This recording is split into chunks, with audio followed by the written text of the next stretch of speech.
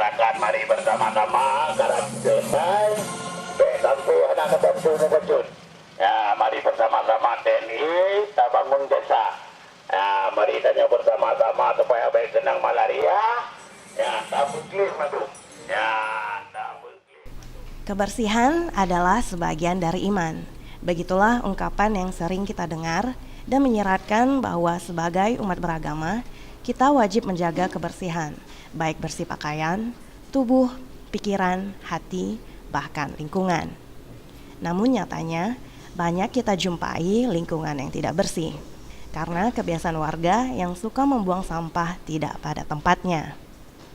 Hal tersebut disampaikan oleh Koordinator Polisi Mepepep Polda Aceh, AKBP Dr. Andes Haji Adnan, saat melakukan sosialisasi kebersihan lingkungan desa bersama TNI di Desa Lamreh, Aceh Besar. Adnan menyoroti masalah kesadaran warga yang belum tertib dalam membuang sampah. Dan ia menilai masyarakat Aceh kurang disiplin dalam menjaga kebersihan.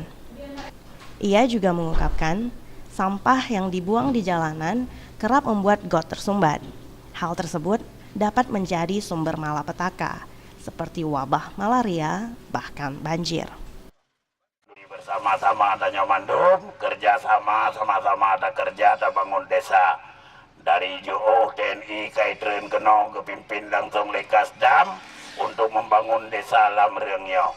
Ya, penduduk setempat jangan ketinggalan. Mari bersama-sama bergabung. Ya, tak peduli kampung supaya indah. Ya, mandum tanya wajib peduli. Ya, kesehatan bulan Ramadan sangat perlu. Ya, mari bersama TNI kita bangun kampung dalam rangka menciptakan supaya tanya sehat di bulan Ramadan. Ya, mari bapak-bapak, adik-adik, anak-anak muda mandum benar peduli terhadap pembangunan desa.